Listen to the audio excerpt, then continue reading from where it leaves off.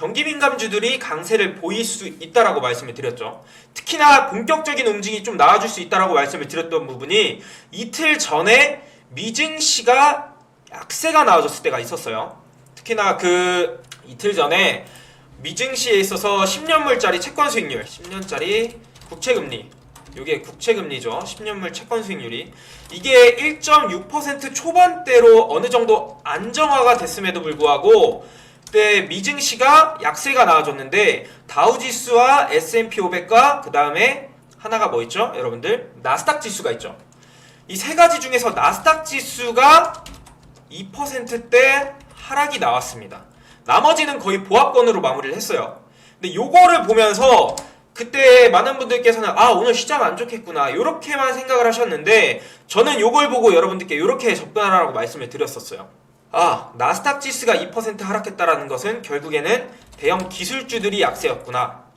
반면에 이제 S&P 500이라든지 아니면은 다우존스, 다우지수 같은 경우는 보합권이었다라고 하는 것은 결국에는 기술주에서 다른 쪽으로 수급 이동이 있었다. 그 수급이 이동이 됐던 부분 같은 경우가 바로 경기 순환주, 경기 민감주 쪽으로 결국에는 수급 이동이 있었구나 라고 말씀을 드렸던 부분이 있었습니다. 요 하락을 보고 저는 이렇게 생각을 했고 실제로도 어제도 마찬가지였어요. 지금 미증시가 지속적으로 경기 민감주 섹터가 강세가 나와주고 있는데 이게 물론 지금 근 몇 년간은 미증시와 우리 증시가 디커플링 현상이 나는 동조화 현상이 나진 않았음에도 불구하고 최근 시장에서는 어느 정도 동조화되는 그러한 흐름을 보여주고 있습니다. 그러면서 미증시도 따라가고 장중에는 중국 증시의 영향도 받고 이런 흐름을 보여주고 있는데 이런 관점에서 우리 증시 또한 경기 민감주, 이 시크니컬 업종에 강세가 도드라질 수가 있겠다. 물론 앞전에도 여행주라든지 항공주 이런 것들에 대해서 지속적인 강세가 나와줬던 부분이 있는데 실제로 대표적으로 대한항공 이런 것들 보시면 원체 앞전에 상승폭을 많이 보여주었죠. 이렇게 작년 코로나 대비해서 엄청난 상승폭을 보여주었고 최근에 핫했던 게 여행주 중에서는 이제 인터파크를 볼 수가 있겠죠.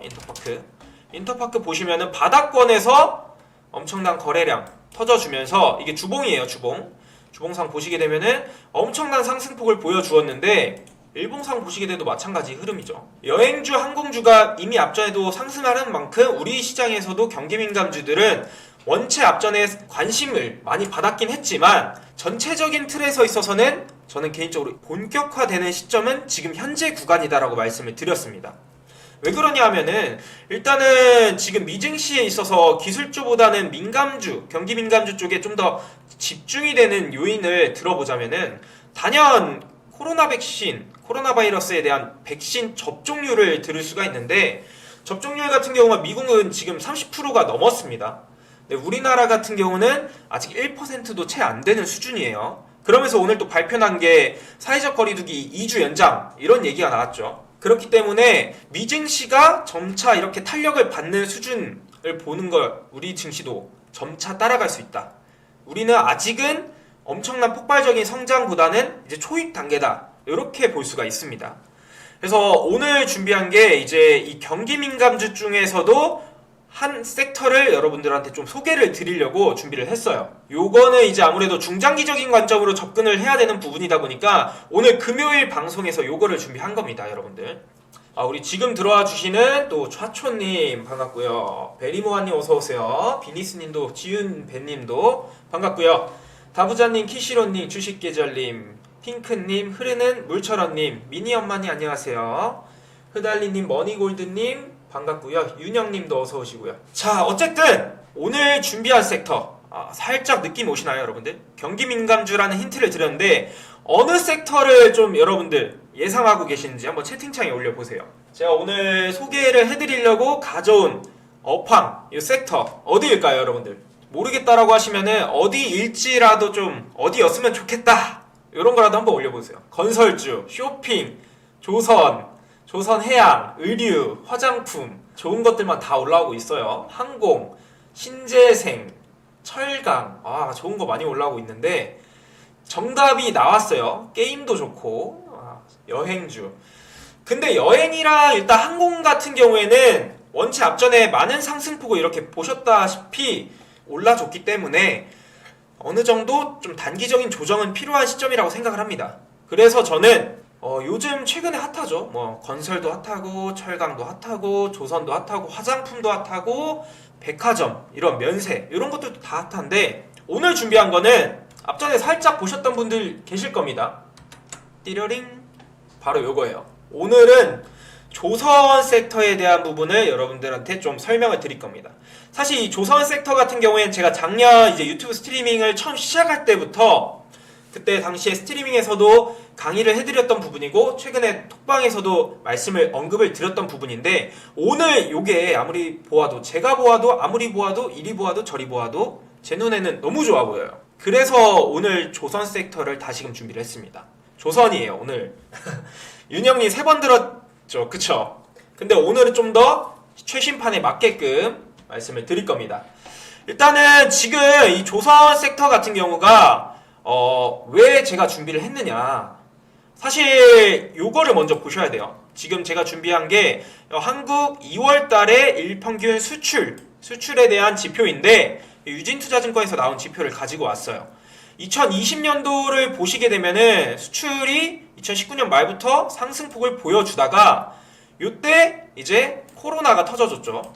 코로나가 터져줬기 때문에 약세를 보여주었는데 이때 기업들이 특히나 이제 물류를 담당하는 이런 기업들이 코로나 상황이 굉장히 심해질 거다. 그래서 물동량을 줄였는데 물동량이 줄어들 거라고 예상을 해서 선박을 감축시키거나 아니면은 뭐 그동안 수리를 맡겼어야 됐던데 못 맡겼던 그런 선박들을 수리를 맡겼습니다. 근데 예상과는 다르게 어떻게 됐어요?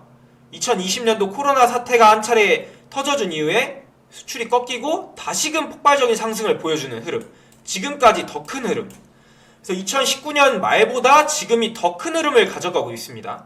엄청난 기저효과를 보고 계시는데 이 기저효과를 보고 계실 수가 있는데 기업들에서 이렇게 배를 빌려주는 이 기업들에서 배를 가지고 이제 해운업을 하는 기업들이 배를 이미 감축을 했기 때문에 이 물량은 늘어나고 있는데 배가 없어가지고 돈을 많이 벌 수 있는데 못 벌어요. 그래서 기업들이 어떻게 하느냐, 어떻게든 배라도 빌려가지고 운항을 하려고 합니다. 근데 중요한 건 여기서 뭐예요? 배를 빌릴 수 있는, 이게 배를 빌린다는 게 이제 용선이라고 합니다. 용선. 근데 용선 시장에서도 마찬가지로 배가 없어요 지금. 그래가지고 지금 HMM이라든지 뭐 페노션, 뭐 대한해운 이런 것들의 주가가 엄청나게 오르고 있는 건데 뭐 또 최근에 이런 수에즈 운하 사태가 또 터져줬죠.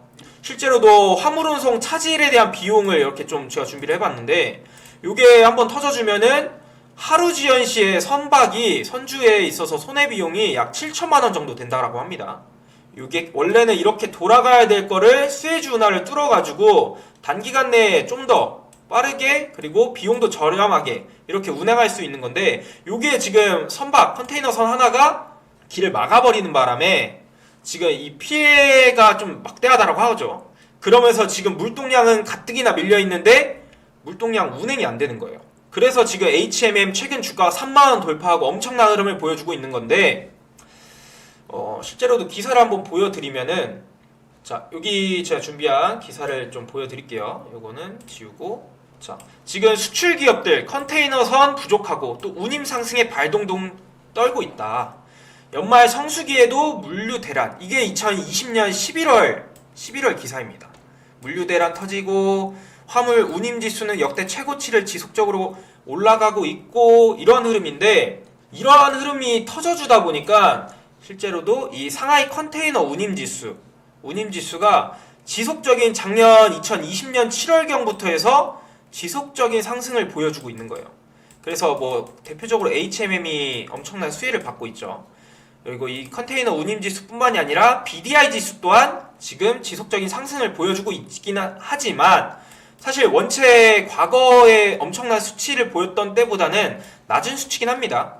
그래서 HMM보다 뭐 페노션이라든지 대한해운이 수혜를 좀 더 덜 받고 있는 부분이 이런 부분이라고 좀 보시면 됩니다. 어쨌든 중요한 부분은 이러한 흐름 속에서 지금 우리가 접근을 해봐야 되는 부분은 배가 부족하고 운임이 올라가기 때문에 이 해운업들이 굉장히 강세가 나와주고 있는데, 그렇다면은 결국에는 이 기업들은 배가 좀 더 많으면은 매출을 좀 더 많이 낼 수가 있겠죠, 당연히. 그러다 보니까 당연히 우리는 이 배를 만드는 업체인 조선업 쪽에 집중을 해볼 필요가 있는 거예요. 자, 이해되셨나요, 여러분들? 왜 조선 쪽을 집중해서 봐야 되는지. 매출이 엄청나게 오르고 있기 때문이에요, 단순하게. 실제로도 지금 뭐 삼성중공업 같은 경우는 오늘 또 기사 나와준 것만 보시더라도 지금 20척가량의 컨테이너선을 수주를 했다. 조선업 역대 최대 규모의 지금 컨테이너 수주를 달성을 했다. 이런 얘기가 나와주고 있습니다. 단일 선박 건조 계약으로는 조선업 역대 최고 규모. 근데 요거 이제 삼성중공업 뿐만이 아니라 대우조선해양이라든지 뭐 현대미포조선 전부 다 지금 조선 쪽에 수주가 굉장히 많이 따라와 주고 있는 부분이에요. 근데 이 조선 섹터 같은 경우에는 추후에 매출을 보면서 들어가는 게 아니라 수주량을 보면서 접근해야 되는 섹터라고 보시면 됩니다. 근데 이 수주량이 지속적으로 늘어가고 있어요. 요거는 제가 이제부터 좀 더 본격적으로 좀 설명을 드리도록 하겠습니다. 제가 조선 쪽에 대한 부분을 이제 좀 더 말씀을 드릴 건데, 이 조선에 대한 부분을 좀 이해하기 위해서는 우선은 선박의 종류에 대해서 여러분들께 살짝은 좀 이해하실 필요가 있어요. 선박 같은 경우에는 이렇게 제가 적어놨듯이 상선, 그리고 뭐 특수작업선, 군함, 어선 이런 식으로 나눌 수가 있는데, 자, 여기 뭐 삼성중공업 PR센터 들어가시면은 선박의 종류부터 해서 선박의 크기, 분류 이런 거 좀 더 자세하게 나오니까 여러분들 좀 더 궁금해하신 분들은 여기 들어가셔서 한번 읽어보시면 될 것 같아요. 근데 제가 중요한 거는 정리를 했습니다. 결국에 여기서 중요한 부분은 요거입니다. 요거 화물선. 우리가 이 조선업을 볼 때 가장 중요하게 봐야 될 것은 화물선이에요. 화물선. 자, 이 화물선이 왜 중요하느냐? 잠시 후에 말씀을 드릴 건데, 화물선 내에서도 결국에 두 가지로 나눕니다. 액체 상태 화물을 나르는 배와 고체 상태의 배를 나르는 배로 크게 나눌 수가 있습니다. 여러분들께서 흔히 알고 계시는 이 탱커선이 액체 상태의 화물을 나르는 배라고 보시면 돼요. 여기 보시는 뭐 유조선, 기름 나르는 배라고 보실 수가 있겠고요. 뭐 케미컬 탱커, 화학 제품 운반, 그리고 LNG 캐리어. 요거 LNG 같은 경우는 액화 천연가스 운반. 이런 것들이 이제 액화 상태의 화물을 나르는 화물선이라고 보시면 되고요. 흔히 탱커가 붙으면은 요 액체 상태 화물 나르는 배라고 보시면 됩니다. 반면에 이제 두 번째로 이제 고체 상태 화물을 나르는 배 같은 경우에는 여러분들께서 알고 계시는 컨테이너선이라든지 벌크선, 이게 고체 상태의 화물을 나르는 배라고 보시면 됩니다. 자, 그러면 이 화물의 종류 중에서 조선업 볼 때 이 왜 화물선이 중요하느냐? 지금 이 화물의 수주량을 보시게 되면은 탱커선이라든지 벌크선, 컨테이너선, 이러한 LNG선이라든지 LPG선에 대한 수주량이 굉장히 많기 때문입니다. 우리나라 같은 경우에는 전 세계 조선업에 있어서는 기술력은 그 누구도 따라갈 수 없을 만한 탑급의 기술력을 보유하고 있어요. 근데 그 중에서도 탱커선과 LNG선에 대한 비중이 높기 때문에 이 화물의 종류에 있어서 이 화물선, 요거에 대한 수주량을 좀 잘 봐야 된다라고 우선은 말씀을 드리고 싶습니다. 실제로도 이제 2021년 선박 발주량을 제가 좀 적어놨는데, 이게 하나금융투자에서 나온 자료를 근거로 해서 좀 적어놨어요. 그래서 2021년 선박 발주량 예상치 같은 경우에는 약 1100척가량에 대한 전망이 나와주고 있습니다. 2020년 대비해서 163%의 증가를 예상할 수 있을 만한 역사적인 실적을 지금 발주가 들어오고 있는 상황인데, 전 세계적인 기준입니다. 이거는. 근데 이 중에서 우리나라의 수주량이 절반 이상이에요. 절반 이상. 이 선박 전 세계 수주량 중에 절반 이상이 우리나라 기업들의 수주량이라고 보시면 됩니다. 여기 좀 더 디테일한 부분 같은 경우에는 이렇게 적어놔 드렸는데, 어쨌든 결국에는 이 부분에 있어서 지금 매출의 가장 큰 부분을 차지하는 이 탱커선, 벌크선, 컨테이너선, 이런 것들은 우리나라 기업들이 굉장히 수주를 많이 따올 예정이고 실제로도 따오고 있다라고 보시면 됩니다. 그렇기 때문에 제가 지금 이 조선업을 굉장히 좋게 보고 있는 이유인데, 이렇게만 보면은 여러분들께서 이것만 본다라고 하면은 그래도 조금 더 조선업을 좋게 봐야 될 이유가 조금 부족하지 않나 라고 생각하실 수 있을 것 같아요. 그래서 좀 더 딥하게 한번 진행을 해보도록 하겠습니다. 여기까지는 이해되셨죠? 여기까지 이해됐다라고 하시면은 숫자 7번 한 번씩만 올려주세요, 여러분들. 좋아요, 좋아요. 여러분들 우리 수요일, 목요일, 금요일 잘 따라와 주고 계신 것 같아요. 7번 올라오는 속도 보니까 좋습니다.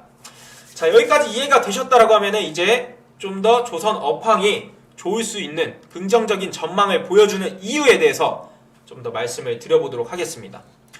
우선은 지금 조선업 긍정적인 전망 이유 하고 여기 LNG선에 대한 시장 점유율 70%를 적어놨는데, 우리나라 조선 같은 경우에는 제가 앞전에 말씀을 드렸다시피 탱커선과 이 LNG선에 대한 기술이 뛰어나기 때문에 이 비중이 굉장히 높아요.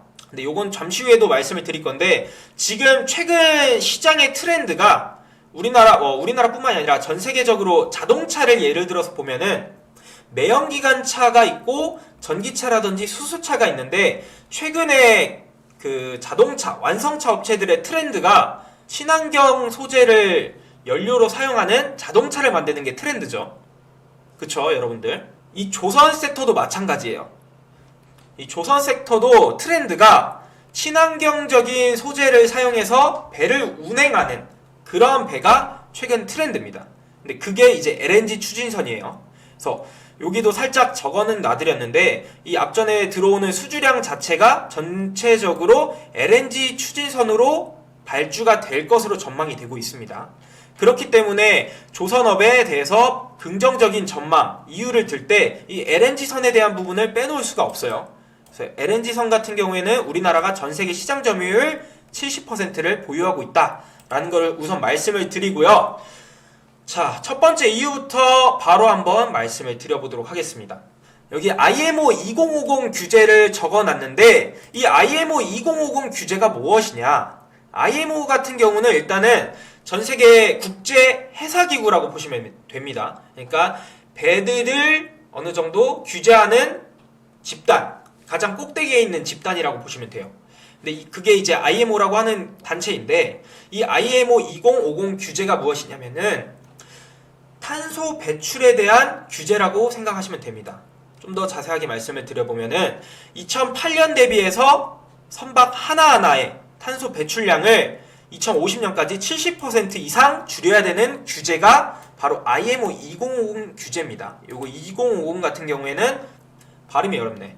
2050년을 말하는 거예요. 이러한 규제가 왜 나왔느냐 우선 말씀을 드려보면은, 현재 전세계 해상 운송에 있어서 배들이 전체적으로 따지게 되면은 연간 10억 톤 이상의 탄소를 배출한다라고 지금 예측치가 나오고 있어요. 예측치가 아니라 실제로 그렇게 나오고 있어요. 근데 이게 단순히 10억 톤이라고 하면은 여러분들 못 느끼실 수가 있는데, 산업군에 있어서는 해운 쪽 또는 항공 쪽이 거의 탑급의 이 탄소 배출을 하는 수준이에요. 전 세계 탄소 배출의 3%를 차지하는 수준입니다. 이 해운업에 따른 탄소 배출이. 그렇기 때문에 이 규제가 나타났는데, 결국 지금 미국만 보시더라도 여러분들 아시겠지만 조 바이든 대통령이 당선이 되고 나서 정책적인 부분에 있어서 친환경적인 부분을 굉장히 많이 강조를 하죠.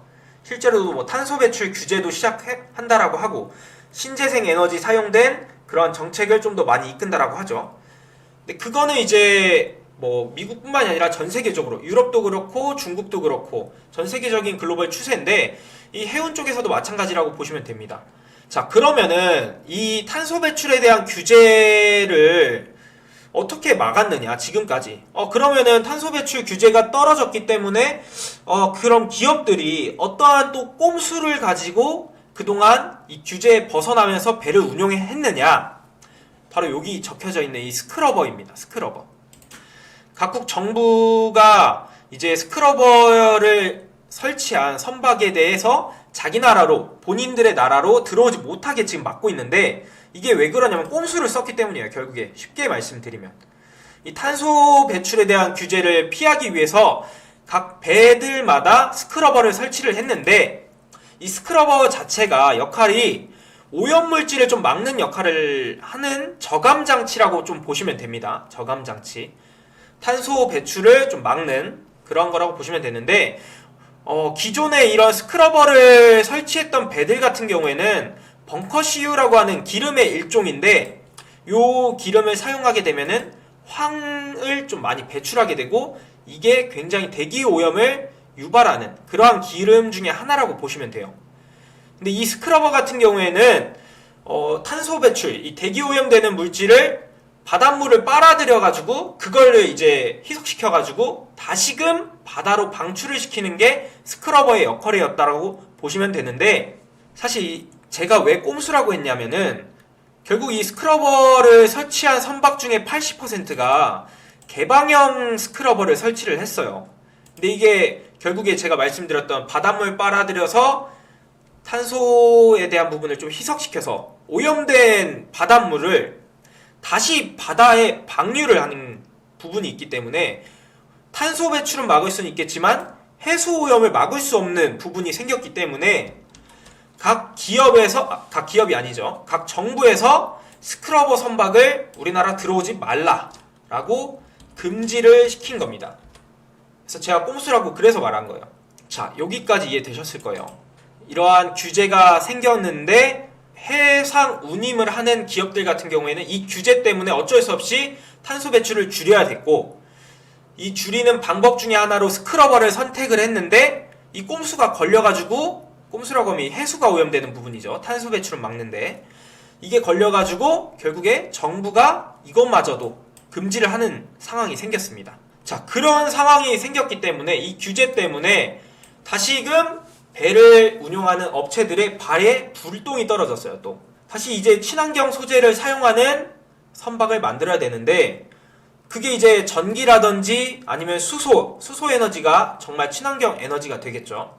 근데 하지만 자동차는 전기 에너지라든지 수소 에너지를 사용해서 자동차를 운용하고 상용화를 시키는 거는 이미 지금 되어 있는데, 엄청나게 큰 규모의 선박을 전기 에너지라든지 수소 에너지를 가지고 상용화를 시키기까지는 기술력이 아직 부족하기 때문에 시간이 많이 걸려요. 2050년까지도 좀 2050년은 되겠지만 이게 실질적인 규제 같은 경우에는 당장 5년 안쪽으로 이루어져야 되는 부분이 있다 보니까 당장에 이 전기 에너지라든지 수소 에너지를 사용해서 배를 운용하기가 어렵다라는 겁니다. 그래서 현실적인 대안으로 떠오르고 있는 게 바로 LNG 추진 방식입니다. LNG 추진 방식. 요 LNG 추진 방식의 배는 어느 정도 이 규제를 실질적으로 받아들여서 배를 좀 어느 정도 탄소 배출을 줄여가면서 운용을 할 수 있는 부분이기 때문에, 물론 먼 미래에는 이제 전기 에너지라든지 아니면 수소 에너지를 사용하는 그러한 선박이 운용이 되겠죠. 근데 당장 필요한 부분이 있기 때문에 LNG 추진 방식의 배들이 수주량이 굉장히 많이 늘어날 거다. 근데 제가 앞전에 뭐라 그랬죠? LNG 선에 대한 시장 점유율이 우리나라가 70%라 그랬죠. 그러면 단순하게 이 규제로 인해서 현재 LNG 추진선이 단기간 내에 가장 많이 부각을 받을 건데, 부각을 받을 때 단연 더 부각을 받을 수 있는 나라가 어디냐? 우리나라 조선업이라는 겁니다.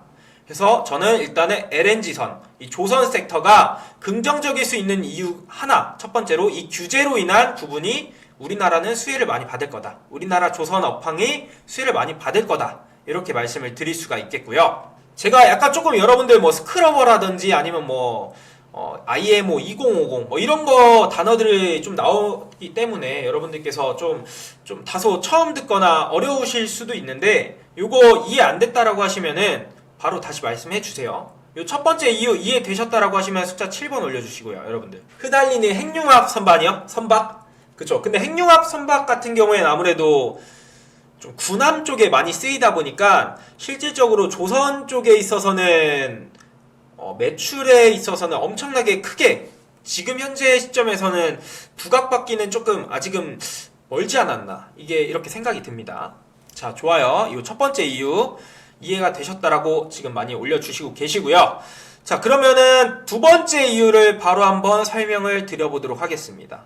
두 번째 이유 하면은 연비에 따른 용선료 차별화를 들 수가 있어요. 자, 요게 또 이렇게만 보면 어렵죠. 자, 무슨 말인가 하면은 결국에는 앞전에 제가 말씀을 드렸던 부분에 있어서 그 해운 운송업을 하는 기업들이 배를 빌리는 것을 용선이라 그랬죠. 근데 배를 빌렸을 때 당연히 용선료를 지불을 해야 됩니다. 용선료를 지불을 해야 되는데 기업 입장에서는 용선료를 조금이라도 더 받고 싶을까요? 아니면은 그냥 나는 남들 받는 수준대로 받으면 좋아, 이럴까요? 첫 번째다 1번, 아니면은 남들 받는 대로 받아도 좋다 이렇게 생각하시는 분들 2번 올려보세요. 그쵸? 1번 2번 올라오신 분들 없을 겁니다. 2번 없을 거예요. 이거는 당연하죠. 기업 입장에서는 조금이라도 이윤을 좀 더 창출하고 싶은 게 당연히 기업이에요. 근데 이 연비 같은 경우에 연비에 따른 용선료 차별화를 제가 이유를 든 이유가 뭐냐면은 이 용선료, 즉 배를 빌려줌으로써 받는 비용, 요게 각각 배들마다 다릅니다. 어떻게 다르냐? 첫 번째, 제가 에코디자인의 탱커선을 기준으로 잡았습니다. 요거는 이제 친환경 소재가 들어간, 친환경 소재를 사용해서 배를 운용하는 엔진이라든지 아니면 LNG 이런 거를 사용해서 운용하는 배를 말하는 거고요. 기존 탱커선이라고 하면은 기존에 예전에 사용했던 기계식 디젤 엔진, 그러니까 벙커시유 이런 기름을 사용하는 배를 말하는 겁니다. 근데 이 에코 디자인, 즉 친환경 디자인이 탑재된 배 같은 경우를 보면은 기계식 디젤 엔진이 탑재된 배보다 용선료가 평균적으로 약 10에서 18%가량 좀 더 많은 비중을 차지합니다. 그렇다면 당연히 하루, 이틀, 점점 가다가 1년, 2년 이렇게 지나갈수록 배를 똑같은 배라고 치면은 이 친환경 소재의 배를 빌려줬을 때와 기존 엔진에 기존 기계식 엔진이 탑재된 배를 빌려줬을 때 용선료의 가격이 점차 지나갈수록 이 차이가 더 커지겠죠, 여러분들. 요 하루 빌리는 것만 해도 하루만 해도 약 10에서 18% 가량의 차이가 나는데 이제 연간 기준으로 차이가 나는데 이 1년, 2년 지나갈수록 이거는 10%가 아니라 점점 배가 되겠죠. 20%, 30% 이런 식으로 점점 배가 될 거라는 겁니다. 그럼 당연히 이제 기업들은 이런 기존 탱커선을 새롭게 운용을 하고 싶을까요? 아니면은 친환경 소재가 탑재된 이런 에코 디자인이 탑재된 배를 운용을 하고 싶을까요? 당연히 첫 번째겠죠, 여러분들. 요거겠죠, 요거. 근데 요거가 또 무엇이다? 앞전에 제가 말씀을 드렸던 지금 현 상황에서 가장 우선적으로 대안으로 떠오르는 게 LNG 추진 방식의 배라고 말씀을 드렸었죠. 요 에코 디자인이 결국엔 LNG 추진 방식의 배입니다. 그래서 결국에 이 배를 빌려주는 업체들 같은 경우에도 결국에 이 LNG 추진에 대한 수요가, 니즈가 증가할 수밖에 없다는 겁니다. 그럼 당연히 우리나라 조선 섹터는 좀 더 수혜를 많이 받을 수밖에 없겠죠, 여러분들.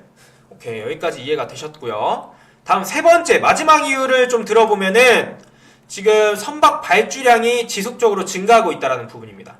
요거는 앞전에도 제가 이렇게 설명을 드렸던 부분인데 좀 더 내려보면은 지금 앞전에 설명을 드렸던 부분을 여기다 좀 다시 먼저 적어 놓을게요.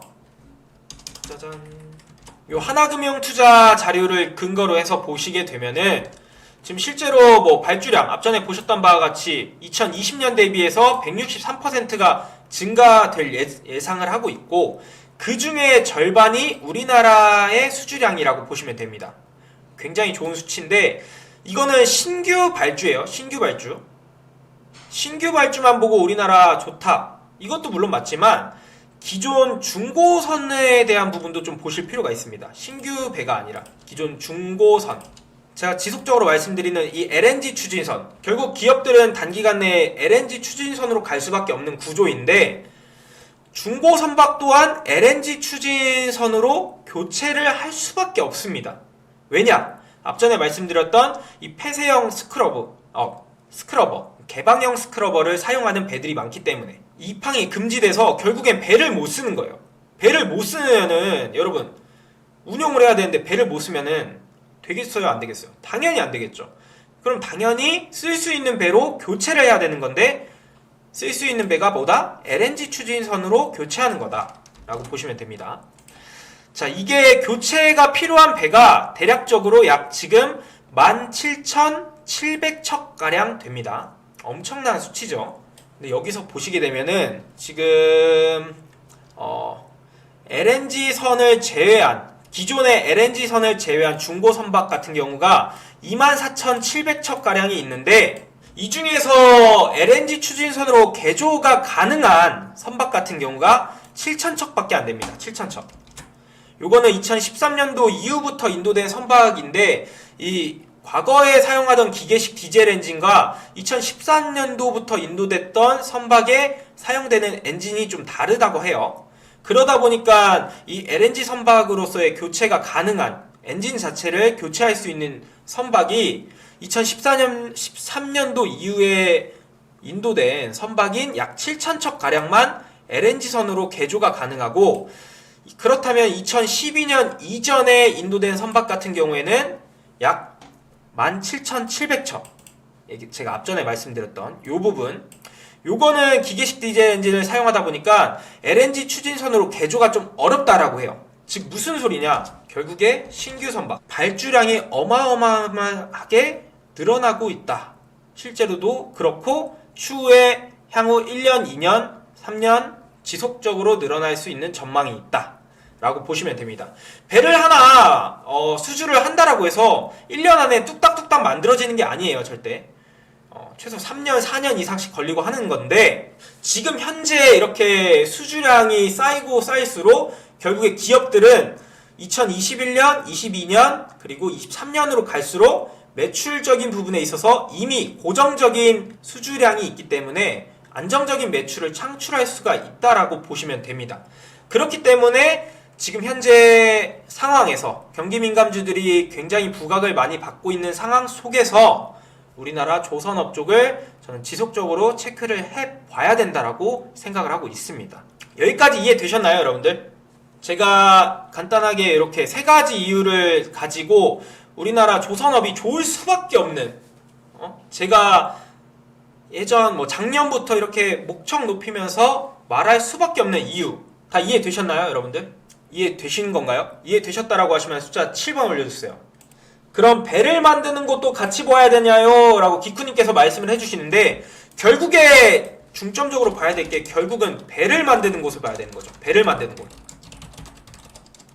이미 이 배를 가지고 운행을 하는 기업들, HMM, 페노션, 그리고 또 대한해운, 이런 쪽들은 이미 운임에 대한 부분을 뭐라 해야 되죠? 고정 운임을 따놓고 있는 상황이기 때문에 원체 많이 오른 거예요.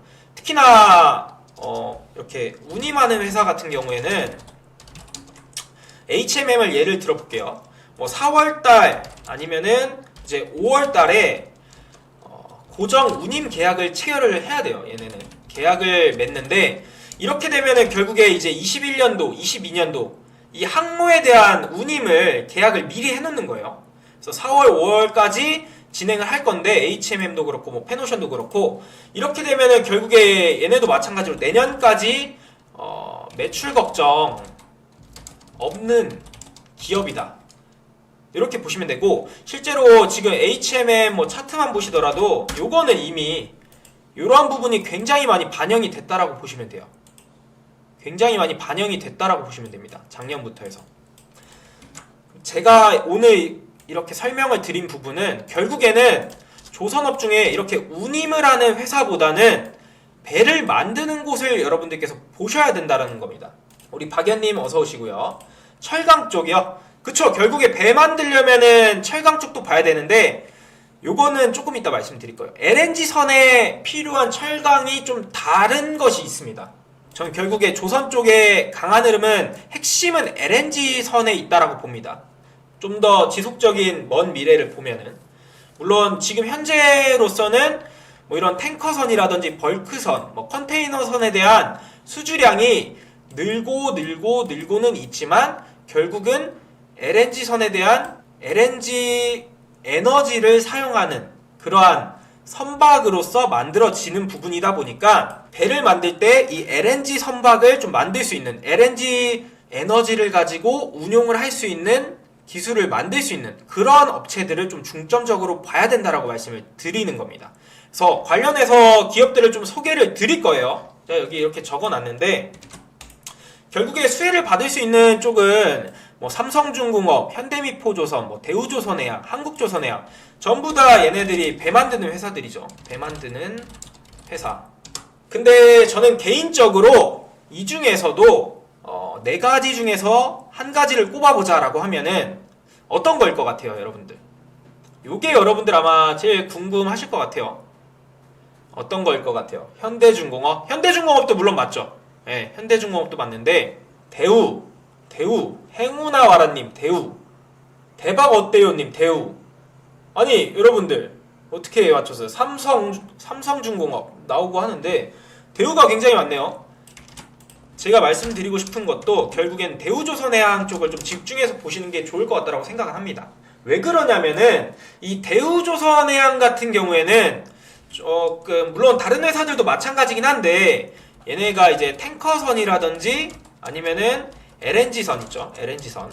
LNG 또는 컨테이너선 요쪽에 배 만드는 것들이 단일화가 되어 있어요. 단일화. 이쪽에 집중이 좀 더 많이 되고 있다는 겁니다. 물론 삼성중공업, 현대미포조선, 한국조선해양도 마찬가지긴 하지만 저는 개인적으로 이 대우조선해양 쪽이 좀 더 눈여겨보시면 좋을 것 같다고 생각합니다. 이렇게 단일화가 되어 있다는 것은 결국에 지금 현 상황에 맞는 수주량을 많이 받을 수 있고 그에 따라서 수익성이 다른 기업 대비해서 좀 더 극대화될 수 있겠다. 이렇게 저는 좀 보고 있습니다. 간단하게. 두산중공업은 어떤가요?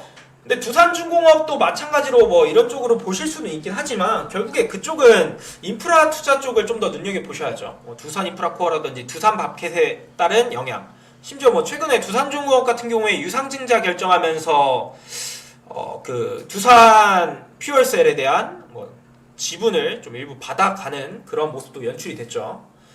그렇게 보시면 되고 배 만드는 곳 중에서는 저는 지금 현재는 대우조선해양 쪽 이쪽을 눈여겨보시라고 말씀을 드리고 싶고요. 사실 이 차트를 좀 네 가지를 좀 비교를 해봐야겠죠. 아무래도 자 어디 보자. 여기에 대우조선해양 그리고 현재 삼성중공업 그리고 현대미포조선 다음 마지막으로 한 가지 여러분들 한국조선해양이었죠. 전반적으로 차트가 어때요, 여러분들? 좀 비슷한 모습이지 않나요? 전반적으로 비슷하지 않아요? 차트의 흐름 자체가?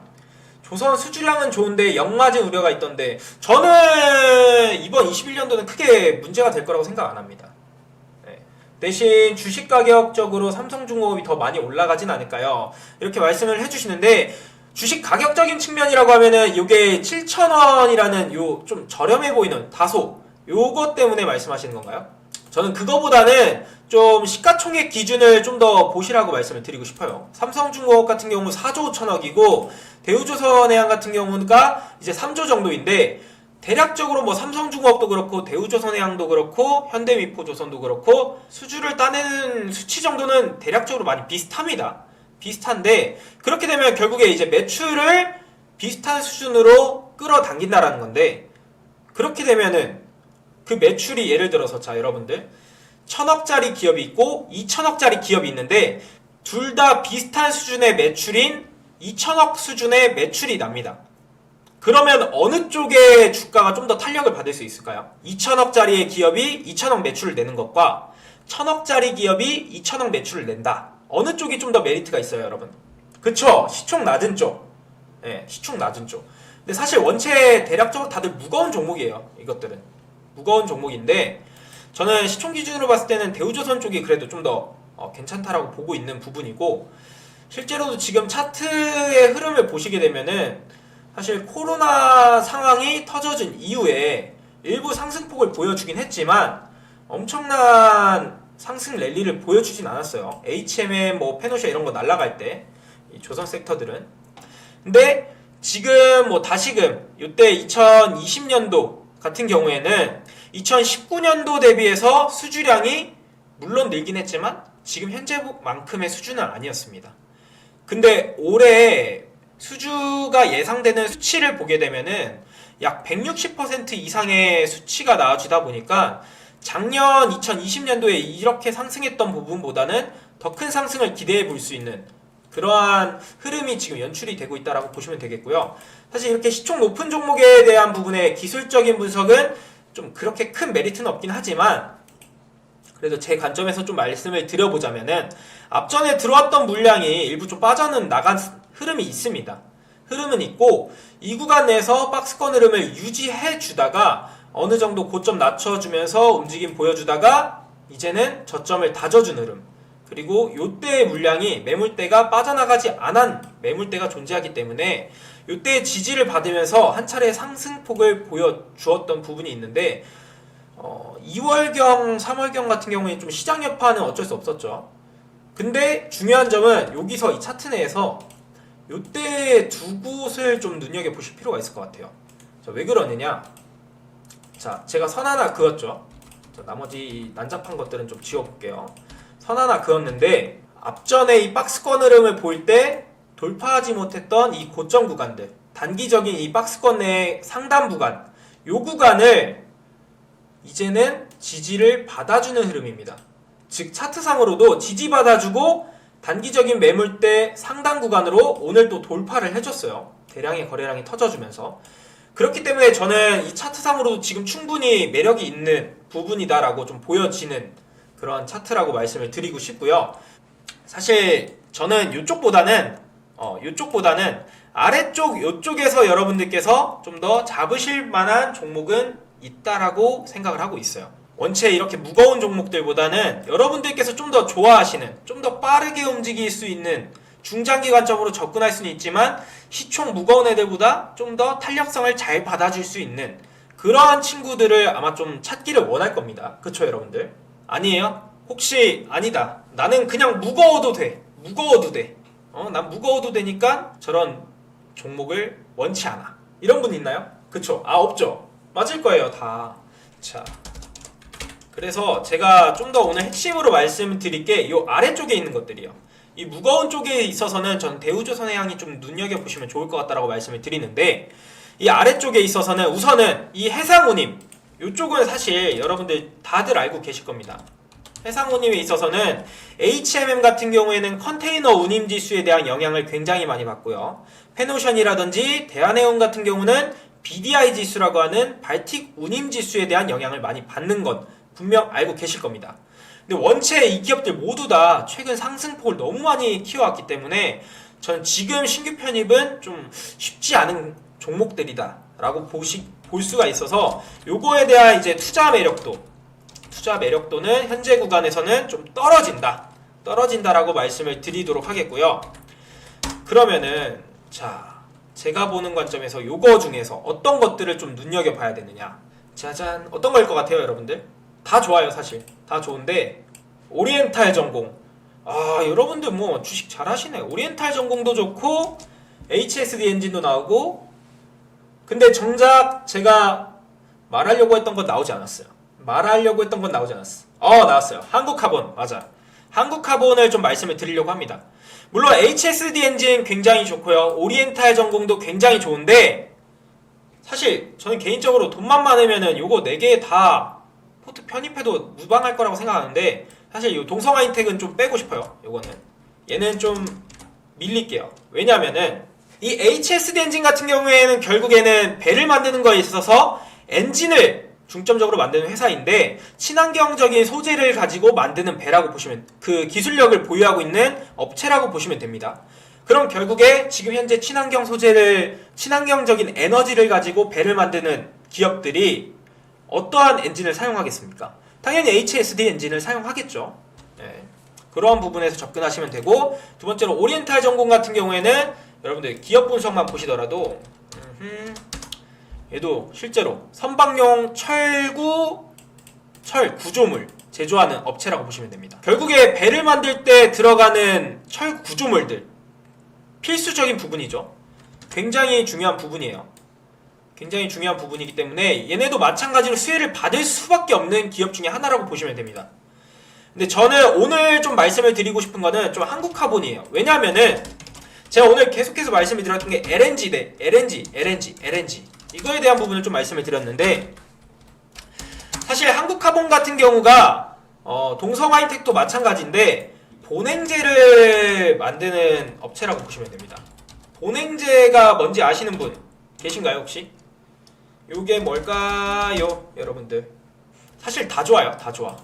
온도 유지 맞아요. 온도 유지인데 결국에 이 LNG에 대한 부분은 LNG 추진선 같은 경우에는 말 그대로 이제 LNG에 대한 에너지 연료를 가지고 추진되는 배가 LNG 추진선이라고 보시면 되고, LNG 선 같은 경우에는 LNG 그 에너지 자체를 운반하는 배라고 보시면 됩니다. 근데 결국에 이제 LNG 추진선이 많아지면 많아질수록 LNG에 대한 수요도 늘어날 거고, 그에 따라서 LNG 선에 대한 수요도 마찬가지로 늘어날 수밖에 없다는 겁니다. 그리고 실제로 이 본행제 같은 경우가 LNG 추진선에도 들어갈 수밖에 없는 거예요. 그래서 결국에는 얘도 마찬가지로 LNG 선에 대한 수요, 추진선에 대한 수주량이 늘수록 이 본행제에 대한 수요 또한 마찬가지로 덩달아서 늘어갈 수밖에 없다라고 보시면 됩니다. 이 본행제가 뭐냐면요, LNG 같은 경우에 주성분이 잘 보이시죠 여러분들? 이 주성분이 메탄이에요. 메탄인데 이게 메탄의 끓는 점, 그러니까 증발한다라고 해야 되죠. 증발해버릴 수 있는 끓는 점이 영하 162도십니다. 영하 162도. 그러니까 상온에 그냥 놔두면은 LNG 사라져버린다는 거예요. 사라져버린다는 거. 근데 이거를 또 사라지지 않게끔 거대한 냉동고가 필요한 건데, 이 냉동고가 바로 본행제라고 보시면 돼요. 본행제. 결과적으로 이 거대한 냉동고의 역할을 하는 게 본행제라고 보시면 되고, 이 본행제를 만드는 회사가 한국카본과 동성화인텍이다 라고 보시면 되는데, 저는 개인적으로 이 동성화인텍보다는 한국카본 쪽에 한 표를 더 주고 싶은 이유가, 한국카본 같은 경우가 아무래도 얘네는 경영에 있어서 무차입 경영을 좀 작년에까지 진행을 했어요. 무차입 경영을. 그러다 보니까 재무적으로 봤을 때는 한국카본이 좀 더 수혜를 많이 받을 수가 있다.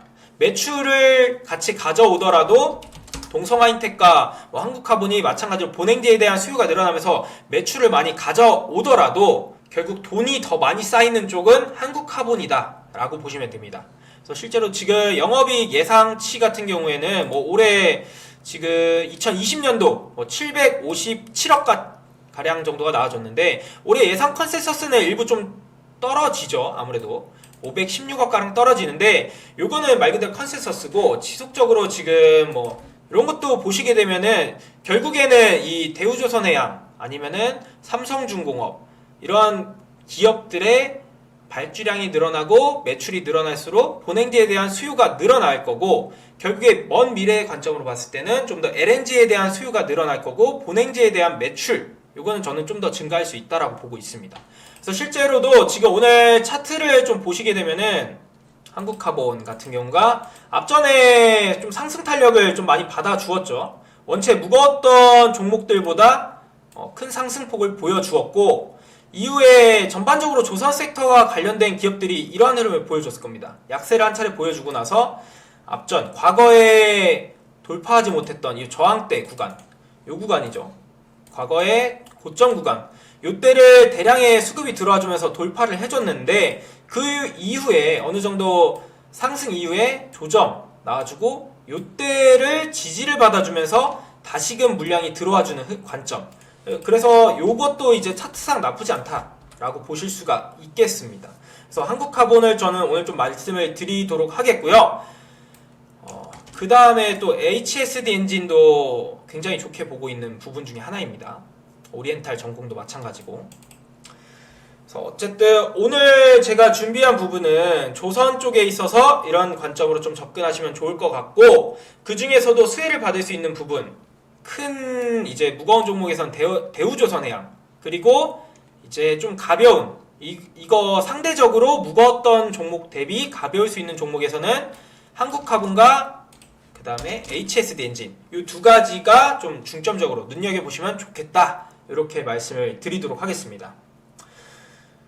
어떻게 1시간 정도 이렇게 막 다다다다다 달려왔는데 조선업에 대한 제 강의가 조금 이해가 되셨나요, 여러분들? 근데 잘 안 가요, 상승폭이? 근데 결국에 지금 시장 자체가 제가 보는 관점에서는 결국 경기 민감주, 경기 순환주들로 수급이 쏠릴 거라고 보고 있기 때문에 상승 탄력을 좀 더 받아갈 수 있겠다. 작년 같은 경우에 우리 이제 주도 섹터가 반도체, 특히나 삼성전자가 이렇게 상승 랠리를 보여줄 거라고 생각하셨던 분이 아마 없으실 겁니다. 뭐 11월경부터 한 달, 두 달, 세 달간에 걸쳐가지고 두 달 반이죠. 거의 이때 걸쳐가지고 거의 한 70%가량 이렇게 상승폭을 보여줄 거라고 생각하셨던 분들이 없을 건데 굉장히 이때 뭐 반도체 빅사이클 온다 이런 얘기 나와주면서 굉장히 핫했죠. 근데 저는 이제 개인적으로는 이때 흐름을 연출할 수 있는 부분은 이제는 경기 민감주 경기 민감주 중에서도 주도주가 될 수 있는 몇 가지 기업 섹터들 그 중에 하나가 조선 쪽이 될 수가 있을 것 같다 이렇게 생각을 하고 있습니다. 목표가는 제가 따로 말씀을 드릴 수가 없어요. 왜 그러냐면은 사실 저는 다음 주부터 정방을 진행을 하게 되는데 제가 가져가려고 하는 포트 중에 있어서 조선 섹터도 포함이 됩니다. 그래서 지금 현재 이 방송을 토대로는 제가 좀 눈여겨보실 수 있고 정말 좋은 기업들을 소개해드린 건 맞지만 그 중에 하나를 딱 찝어가지고 설명을 드리기에는 다음 주에 아무래도 저를 믿고 이렇게 따라와 주시는 분들을 위해서 그거는 조금 말씀드릴 수 없다라는 점은 좀 양해 부탁드릴게요. 저는 지금 포트에 이 조선 섹터는 꼭 편입을 시키려고 준비를 하고 있고 사실 그래서 어제 방송에서도 말씀을 드렸죠. 오늘 안 올랐으면 좋겠다라고 진짜 기도하고 있는 섹터가 있다라고 다음 주에 편입하려고 하는 근데 그게 조선 쪽이었거든요. 근데 오늘 조선 쪽이 좀 떴어요. 조금 아쉽긴 한데 그래도 저는 더 좋은 흐름을 지속적으로 연출할 수 있는 기업을 생각하고 있기 때문에 그거는 이제 정방에서 제가 그거는 어쩔 수 없다라는 거 여러분들 좀 양해 부탁드릴게요. 그래도 저를 믿고 이렇게 들어오신 분들이 계시기 때문에 그런 분들 위해서 좀 남겨놔야겠죠. 그거는